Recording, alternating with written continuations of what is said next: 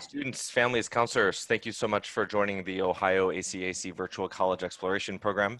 A few housekeeping add-ons before we begin with today's presentation. First and foremost, you're encouraged to ask questions via the Q&A button that you see on your screen. When you submit a question, it gets sent to our panelists and they'll work to answer the question during the session and at the conclusion of the session. We are recording this session, so if you want to check it out, you can go back to the OACAC website to register. We encourage you to check out oacac.org to sign up for additional sessions that are happening. And with that, I'm going to hand it over to our presenters. Okay, well, good evening. Thank you so much for joining us this evening and giving your time to learn about private colleges of Stark County in Northeast Ohio. We're thrilled to be sharing with you tonight and look forward to hearing from you. If there's any questions, certainly you're welcome to use the chat feature and we will try to accommodate answering those along the way. So to dive in, my name is Linda Hoffman. I'm Director of Admissions at Malone University, and each of us will introduce ourselves here as we go along pretty quickly here. So we'll each take a few minutes, or a minute and a half actually, to talk a little bit about our institutions, and then we have a series of questions to hope give you a better idea of what attending a private college in Stark County is all about. So let me start off with a little bit about Malone. Malone University is located right in Canton here in Stark County, and we have the benefit of being in a city, and yet in this area it's not hard to get away from the city too. We all kind of decided we would throw up some images of some fun activities on our campus. So I'll start with that just because it's a little bit of an unusual picture to see Batman on a college presentation. So at Malone, we have a tradition of, well, I think around 50 years of a Davenport Derby. And so the lower picture there is the Davenport Derby. We actually have young men and young women on couches and young men and young women pushing the couches, and it's a race, and there's a prize, a trophy. It's a big deal on campus. And then the top picture is our Davenport Derby, is our air band that we have every spring. There's a number of other activities that we have, Film Festival, Chaos Day, and our research symposium that we have every spring as well. The unique thing about Malone is that we are a Christian university, and we talk a lot about integration of faith and learning here at Malone. Our motto is Christ's Kingdom First, and we also like to think that we take pride in being a very welcoming, a very mentoring, and a very serving institution. So wherever students are in their faith journey, they are certainly welcome here. There is mentoring from day one, as soon as they start orientation until the end of their career or at time at Malone, and then certainly after, as far as mentoring with faculty, staff, and certainly serving is part of what we do for our students. And we hope that our students in turn, as they graduate, will be very welcoming individuals, will be individuals that will be mentors to others and will serve their community and the world. And so that's just a little bit about Malone. We're 1,700 students and lots of different majors, from everything from zoo and wildlife biology to criminal restorative justice to English. So with that, I will turn it over to my colleague, Jessica, who's going to share a little bit about Walsh. All right, hello everyone. Yes, my name is Jessica Fazik. I'm the Director of Undergraduate Admissions at Walsh University. I'm also a Walsh alum. I graduated with my bachelor's and my master's at Walsh too. So welcome. To just a little bit about Walsh. We have about 2,000 students here on campus. And then we are a Catholic institution too. However, we are open to students of all faith backgrounds. So actually only about half of our student population is actually Catholic. So very welcoming and just a lot of different neat things going on campus. We are NCAA Division II school. So we have just about every sport you can think of. And we are currently building our football stadium on our campus. So really, really excited about that. And as far as majors go, we have all kinds of different ones. We're very well known for our different science majors, our nursing program, business, education as well. And then we also just offered a couple different hybrid majors where you could do courses here on campus and do some of your courses online too. So some of those include game development, human resources, esports, and different things as well too. So definitely excited about those. But just a couple different things in regards to the pictures there. So just wanted to put up a few fun things that we do here at Walsh. So first one you could see is the dance marathon. So that is actually something we do with Akron Children's Hospital. So it's a 24-hour dance-a-thon, and we raise money for Akron Children's. The garage / Shark Tank. It's exactly just like the TV show. We have quite a few business students who are developing their own products, and they go and present it to the a board of local community members that actually then decide which two students win the Shark Tank competition. And those students receive $2,500 to start their own business and get their product going. The next one is the Cavs Bash. So that was actually something that we did right before we had to leave for the spring due to COVID. So we were so excited we got to hold this, but this was something that the students were really passionate about. They invited over 75 different adults with developmental disabilities and had a huge dance and a Hollywood type themed party for them. So they had a really good time hosting that for them. And then just, it's not a fun thing really, but just a cool thing that we just happened here on campus. We actually had our chemistry equipment upgraded. So over $1 million worth of chemistry equipment was upgraded. So we were really excited about that as well too. So next I'm gonna send it over to Eric from Mount Union. Thanks, Jessica. As you said, my name is Eric Young. I'm the Director of Admission at the University of Mount Union. And just to provide a little bit about Mount Union, we are in Stark County, but over on the eastern side of the county. So we're right on the border with Columbiana County in Alliance, Ohio. We are a small institution. We have about 2,200 students, the majority of which are undergraduate students. And then we do have 3 graduate programs as well. Some of our most popular majors would be our direct entry nursing program. We have 5 engineering majors, psychology, exercise science, and criminal justice, to name just a few. One of the biggest areas that we try to focus on with our students is the idea of career preparation and helping students prepare not only to have a successful and an enjoyable undergraduate experience, but to help prepare you for success when you graduate. So over 97% job placement rate over the last 10 years, within about 30 days on average. One of the ways that we do this is through a lot of experiential learning opportunities. An example of that, our engineering program has a built-in international experience where our students are traveling abroad to places like Belize or Panama to actually conduct projects while they're abroad. Similarly, we have other regional connections, local connections, and national connections with different employers and companies where we're able to partner with them. One of the pictures on the slides is actually a partnership with the Cleveland Browns that you can see highlighted in that picture. Another thing that's highlighted in that top picture would be the commitment to community service. We have the Ralph and Mary Regula Center for Public Service and Civic Engagement. And this center does a lot with our students through a variety of different things, ranging from community service efforts and cleanup efforts like you see in the picture. But we also launched last year what we call Raiders Cove, which is an area that actually focuses on helping students with needs with hygiene items or food, clothing, those types of things for our students, whether it's preparing for a job interview and they need a shirt and tie or something along those lines. In these times, it's also important. We have a focus on helping our students be civically engaged. So we focus on voter registration and voter turnout for our students. And last year, we actually received a Silver Seal of Excellence for the voter turnout among our students. And then just the last picture there highlights we are a Division III athletic institution. And we have a culture of winning. Our football team has 13 national championships and several other national championships across campus as well in our various athletic programs. So with that, I will turn it over to Ryan with Altman.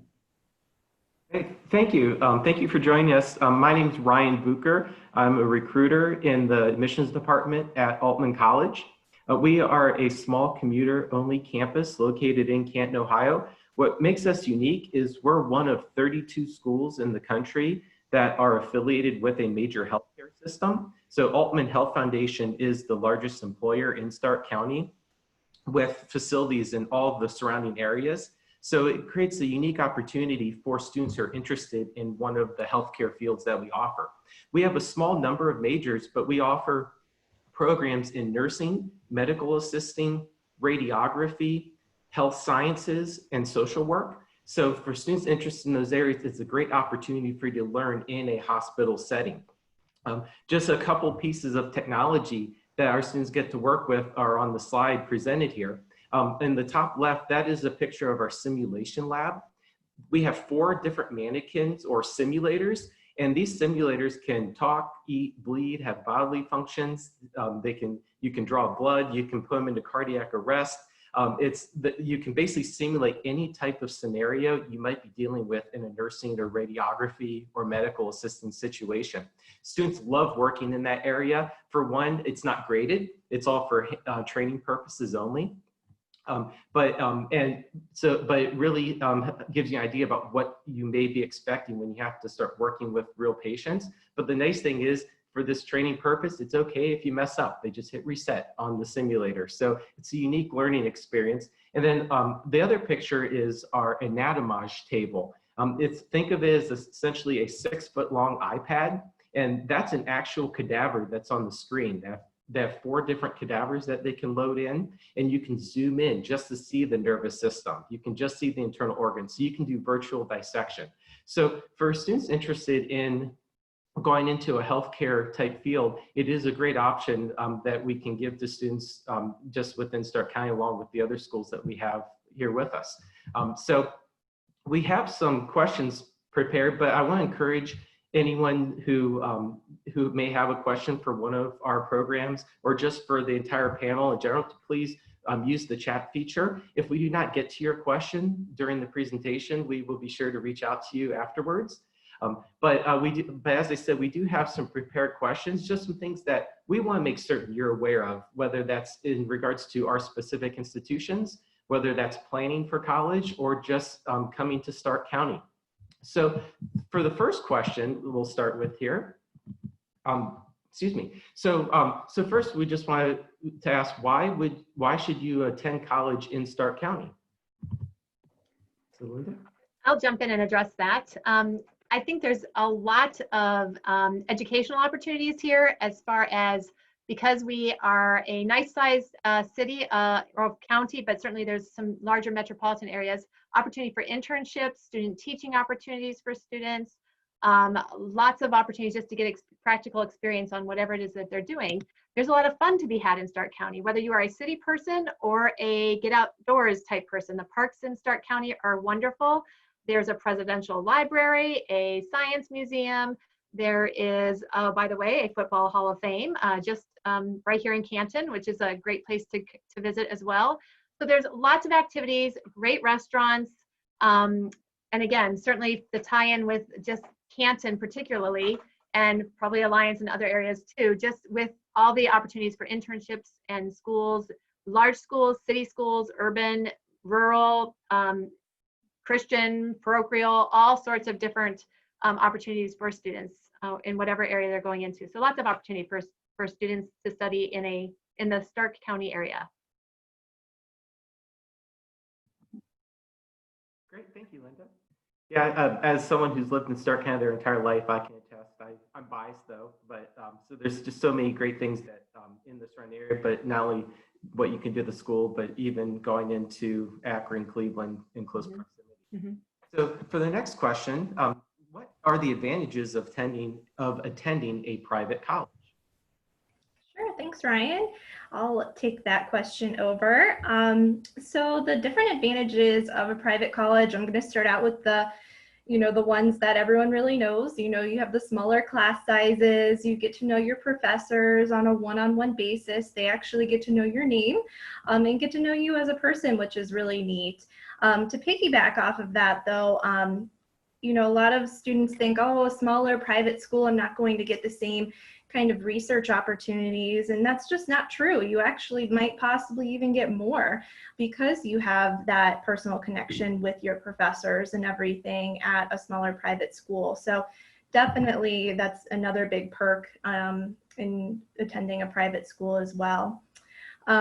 Another big thing, is the campus environments feel like home. You're not going to see a ton of buildings everywhere that are, big skyscraper buildings or anything like that. It's typically, private schools, there are some that are in cities, but for the most part, they're going to be in the smaller towns and sometimes even rural areas too. So it's going to feel more like a home for the students too.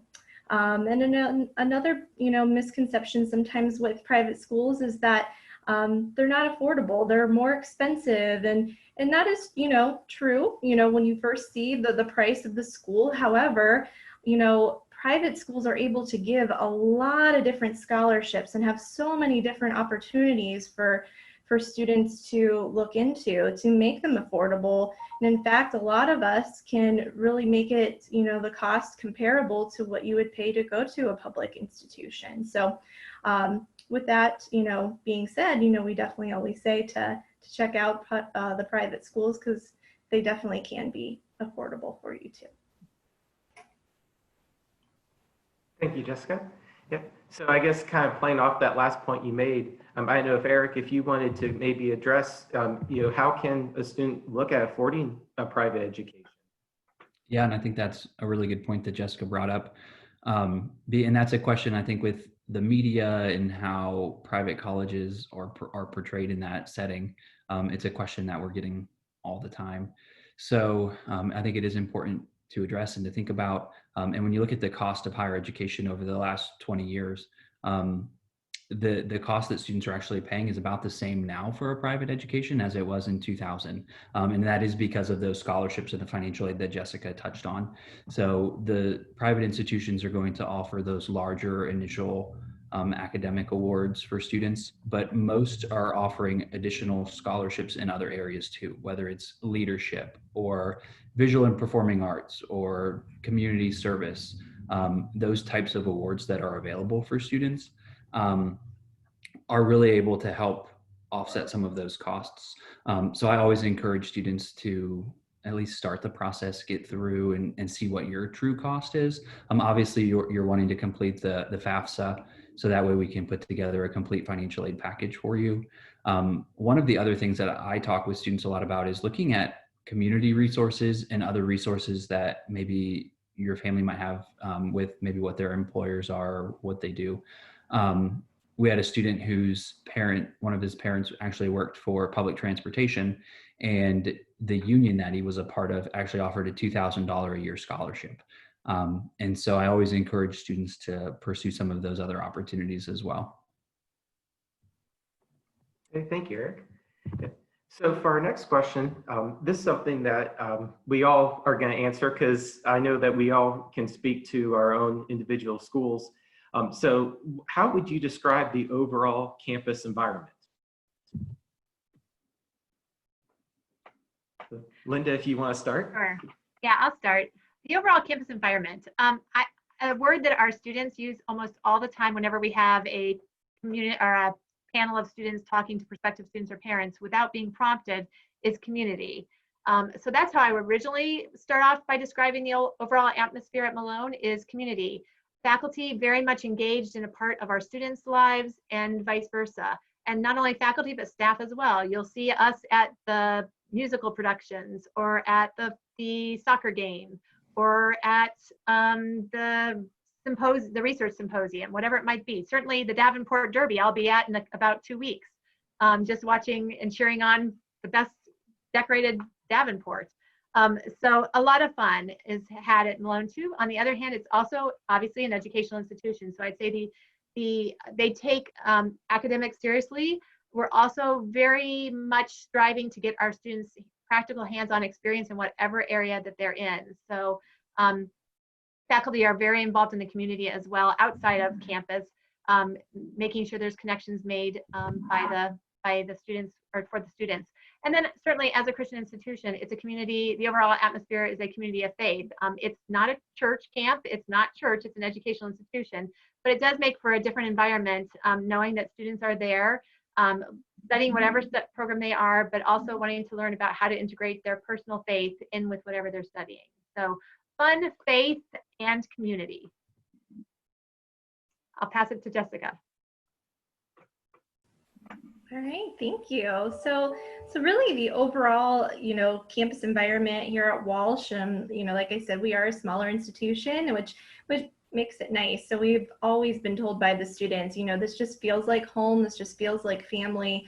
You know, a lot of the professors even, you know, invite some of the students over to their own houses for dinner and stuff too. So it's just a very family oriented type university. However, we do have fun. You know, like I said, we had all of our sporting events on campus except for football, which now we are going to have football on campus. So we're definitely really excited for that. It just brings a whole new atmosphere, you know, to the campus when we have our sporting events and everything going on campus. But, you know, overall, you know, you'll always see our president, Dr. Collins. He is running around the campus all the time, meeting the students, eating lunch with them, doing all sorts of things. He attends every event, sporting event that he can, you know, definitely come to.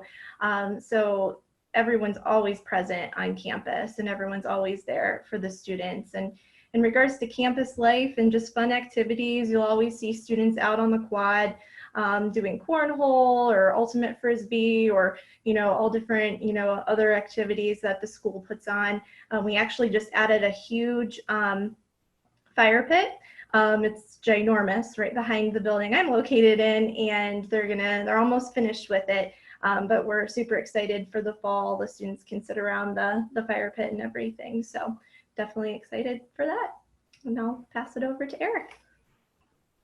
Yeah, so one of the things that our president started talking about probably about a year or so ago was this idea that Mount Union is an and campus, not an or campus. And our students are engaged in a variety of different ways, and there's no limits on what you're able to do. You're not kind of defined in one role. So you could be the captain of the football team, but also be in the lead in the play. Or you could be active in our Black Student Union and chairing our Relay for Life on campus. So our students are engaged and very passionate about what their involvement is. One of the misperceptions I think about Mount Union is that you have to be an athlete to come to Mount Union. And while we do have that strong athletic program that I mentioned, there are so many different opportunities for our students to be involved outside of that. And even for our athletes to be involved in other areas as well. And so for me, I think that concept of being an and campus really describes our student body really well. Yeah, and then in regards to Altman College, we have a very small campus community. We have about 300 students. And being that we're connected to Altman Hospital, you're essentially assimilated into a hospital healthcare type setting from day one. So just going to and from your classes, you may hear the different codes that go through the hospital, like if you've ever heard like code red and code black. So you start to get familiar with the sights and sounds of being at a hospital. You get a student badge that is very similar to the badge that employees have that lets you into the college building. So you are starting to get used to just going through that normal process of if you were working at a hospital, here's how you might be going into the building. But being that most of our programs are focused on healthcare, there's a lot of rigor in regards to these programs, just because there's a lot you need to learn to become a nurse or to become a radiographer. Not that there's not in other programs or non-healthcare programs, but just with our small number of programs, they all have a similar sort of function to them. And so, but being that we have such a small campus, you usually you get to know the other students in your classes. You get to know the instructor. So I feel that when you get to know them, they get to know you. You're more comfortable speaking up, asking questions, seeking them out after class, or seeking them out during the open lab times to get extra help on something. So I really feel that helps you become more successful as you go through your program. So there's so it's a really unique sort of, I kind of say help type culture with where if the faculty are always willing to assist you, we have all services, whether it's tutoring, testing to help you get through your classes. So a very small, tight-knit community that we have within our campus itself. Excuse me. So for a lot of the clinicals that if you're in a program that has clinicals like nursing, radiography, or medical assisting, you're just usually walking down the hall to get to the clinical site. There's a covered walkway that connects us to the main Altman Hospital facility. If you're pursuing our social work program, you do not have to focus on healthcare. You're training to become a licensed social worker, but there's many field experiences within the hospital as well as in the surrounding areas. So it makes it easy for you to be able to get that hands-on experience just being with us at Altman.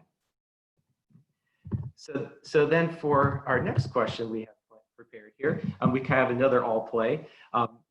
Just wanting to look at in regards to admissions. So what are your school's admissions criteria? And on top of that, is it difficult to gain admission? If testing is required, are you test optional? And Linda, you're on mute. I knew I'd do it sometime. So I'll jump in and. Glad I wasn't first. Yeah, I'm glad I wasn't first.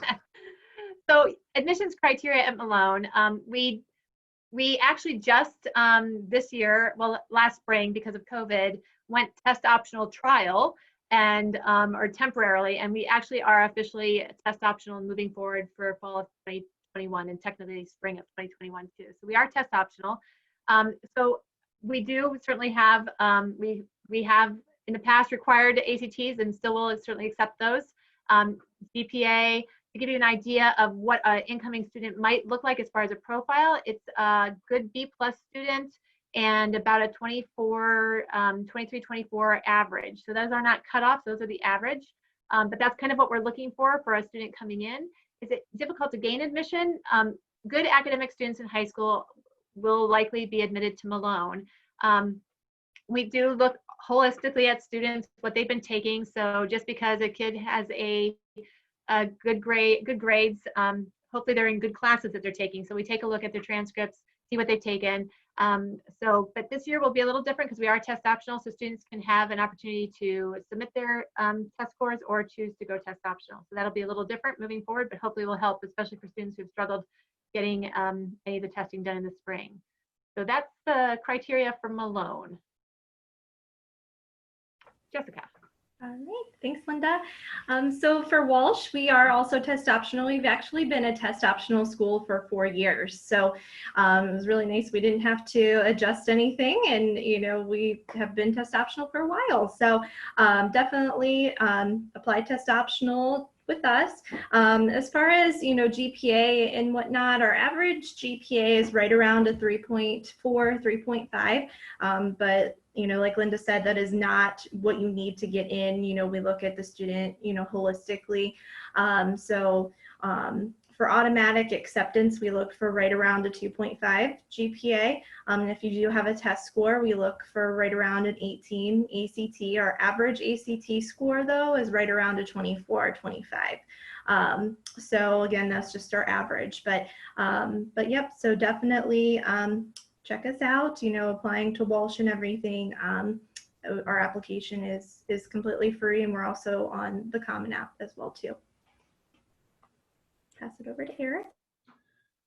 Yeah, I think similar to Jessica and Linda, we utilize that holistic review process. We also transitioned to test optional for the spring, or this past spring for fall of 2020, and are currently test optional through spring of 2022. With that test optional, we shifted some of our focus and are really looking strategically at the English and math courses and grades that students have when they've taken those in high school. Part of that is because we don't require a freshman writing class. As part of our curriculum, it's more ingrained throughout.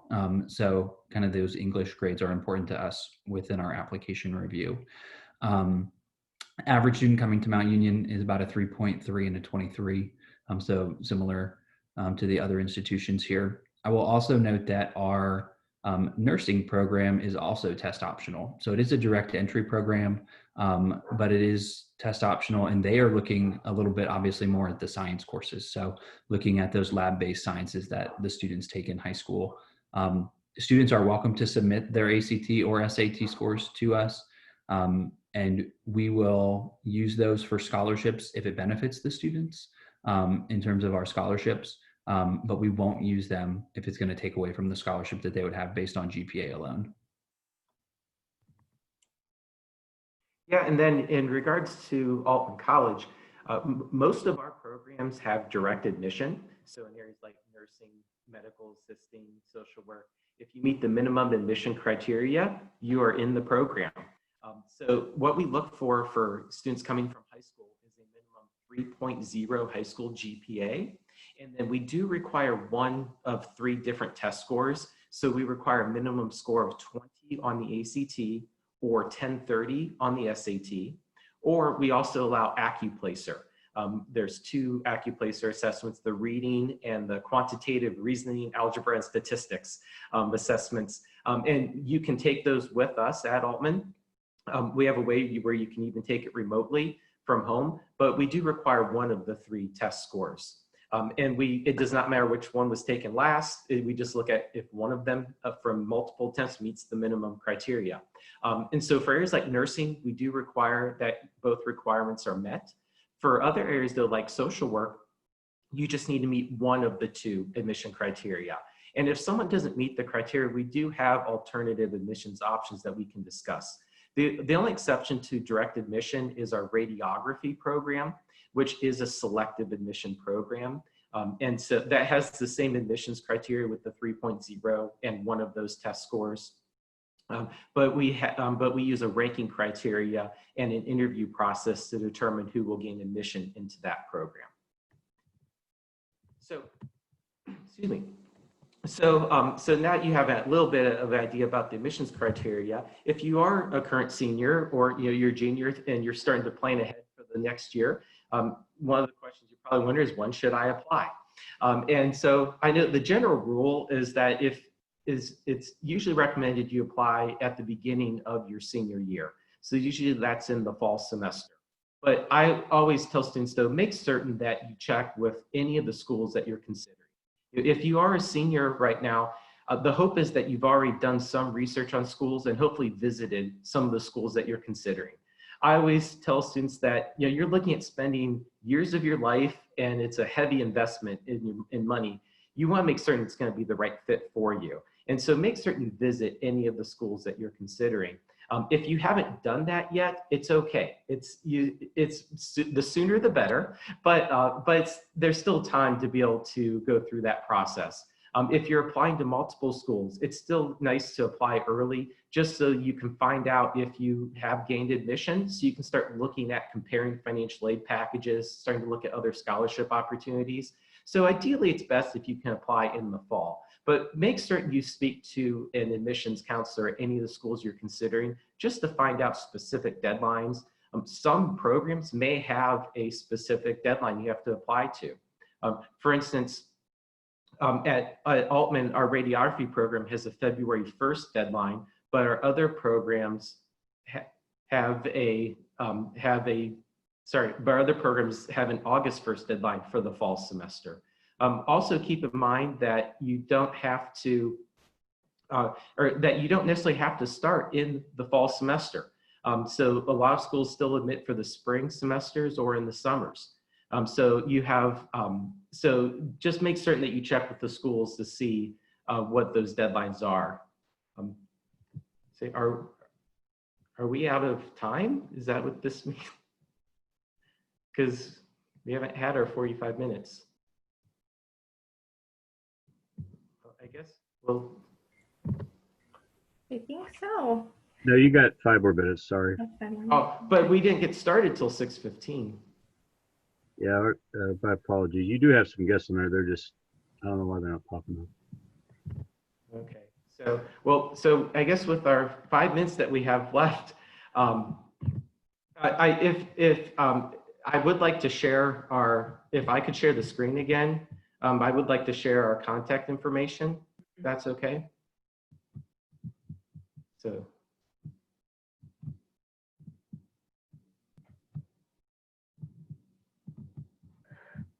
There we go.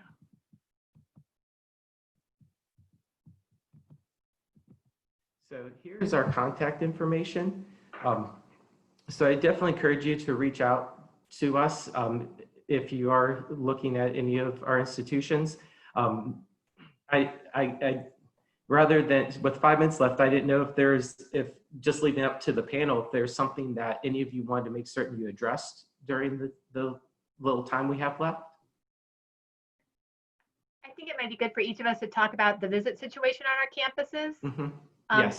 I can jump in and just say that we are absolutely welcoming individual campus visits at this time and for the foreseeable future, unless something in the state changes. So campus visits are open. All of our events for this fall, as far as our group events, we're doing virtually. So because of the larger number of students, but individual visits, please come, call our office. We'll set up a time for you and your family to tour, to meet with faculty, and to meet with the admissions office. Jessica? Thanks, Linda. Yep, same for us. We're definitely hosting all kinds of individualized tours and whatnot. We did increase our Saturday visit schedules as well too. So we have a lot of different Saturday individual tours available for students and their families. And then we are hosting a few different virtual events. I'm hosting myself our Admissions 101 event where it just kind of talks about the admission process, just more about Walsh in general, a little bit about financial aid as well. And then I'm also co-hosting our financial aid virtual presentation with our director of financial aid, just to go into a lot more depth about how our financial aid process is, and then the overall process of financial aid from a federal and state level too. So, Eric? Yeah, so at Mount Union, we are doing the individual visits throughout the week, Monday through Friday, and also on Saturdays. But we are also hosting events throughout the semester. So what we've done is we've actually expanded the number of events we're doing in order to limit the capacity at each event. So we have 2 fall visit days coming up. The first one on September 26th is full. And then we have another one scheduled for October 24th, and there's still space available for that fall visit event. We have other visit events that are more major specific that will be housed on campus. And then we are doing virtual open houses for each of our 3 colleges that we have on campus this semester as well. Ryan? Yep. And at Altman College, we are somewhat limited in the tours that we have, especially since we're connected to a hospital facility. But we are offering on-campus tours 1 day a week. And then we're also doing virtual tours. So we can easily set up a sort of visit that will work best for you. We do have a virtual preview day coming up. Our next one is going to be on Saturday, October 3rd at 10 o'clock a.m. We'll also have one on Saturday, November 7th, where you can have the chance to speak to faculty and just learn about our different programs. So definitely encourage you to make certain you visit, whether it's virtually or in person, with any of the schools that are with us here today.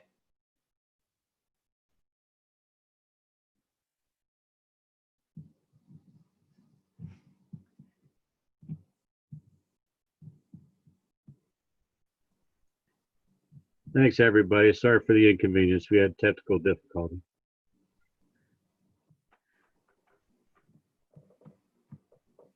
Be blessed. Thank you all. Thanks all. Thanks everyone. Thank you. Have a good night. You too. Thank you. Thanks, Ryan. Yep, thank you. Bye-bye.